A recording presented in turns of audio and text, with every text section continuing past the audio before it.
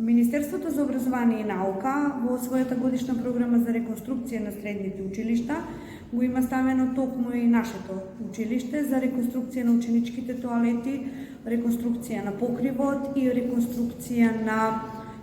вратите и на подовите во самите училници. Но исто така јас морам да напоменам дека училиштето превзема мерки и за санација на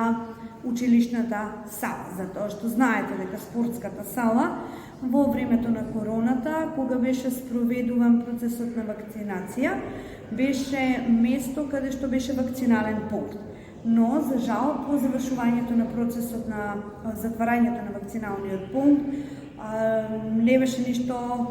реконструирано во самата сала. Знаете дека како училиште кој што е регионален центар, имаме голем број на ученици кои што своите часови по спорт и спортски активности ги изведуваат токму во спортската сала. Значи, тоа се 4 главни проекти на кои што треба да бидеме сконцентрирани во поглед на инфраструктурата, додека пак во поглед на реконструкцијата на машинската работелница во тек е јавен повик за набавка на опрема од страна на Original Challenge фондот, кој што токму ќе инвестира во машинската работелница.